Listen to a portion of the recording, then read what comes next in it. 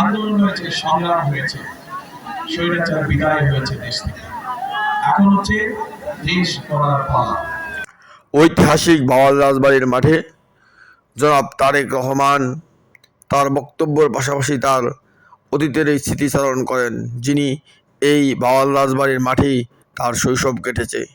তিনি এই ভাওয়াল রাজবাড়ির মাঠের তার শৈশবের স্মৃতি তুলে ধরেন এবং আগামী দিনে গার্মেন্টস শিল্পের মতো আরেকটি নতুন শিল্প সৃষ্টির উদ্যোগ নেন তারেক রহমান।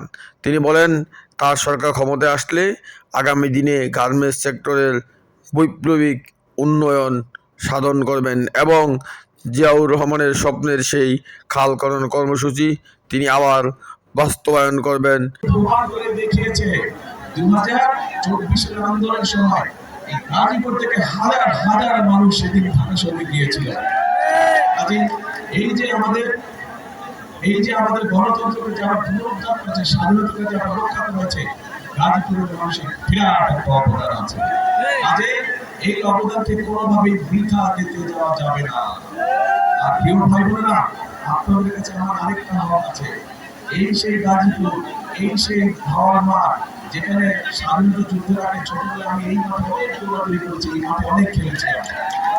এই মাঠে ওইখানে এদিকে তো রাজবাড়ি, এদিকে না ঠিক রাজবাড়ির মধ্যে ওখানে ছোট ছোট দুটো লাল রঙের বাংলো ছিল আগে।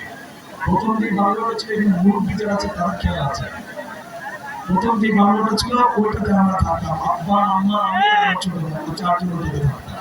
আরে ছোটবেলাটা আমার এই গাজীপুরে কোনোদিন এই ছোটবেলাটা আমার এই জায়গায় খেলেছে। আমার এই মাঠে আমি অনেক দৌড়াদৌড়ি করেছি, অনেক খেলেছি।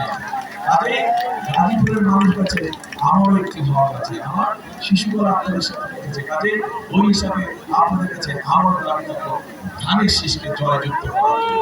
কে দাবি করতে পারে? ধন্যবাদ। এখন প্রিয় ভাই বোনেরা, আন্দোলন হয়েছে, সংগ্রাম হয়েছে, স্বৈরাচার বিদায় হয়েছে দেশ থেকে। এখন হচ্ছে দেশ গড়ার পালা।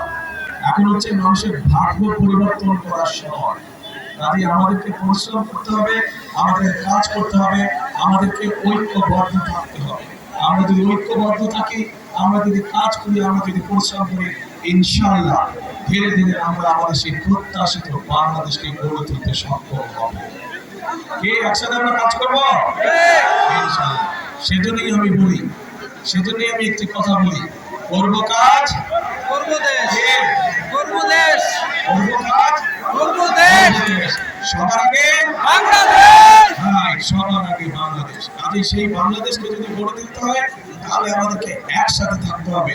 আমাদেরকে সঠিক লোককে ভোট দিয়ে জয়যুক্ত করতে হবে, যাতে তারা আপনাদের সমস্যার সমাধান করতে পারে, এলাকার মানুষের সমস্যা করতে পারে, এলাকার সমস্যার সমাধান করতে পারে।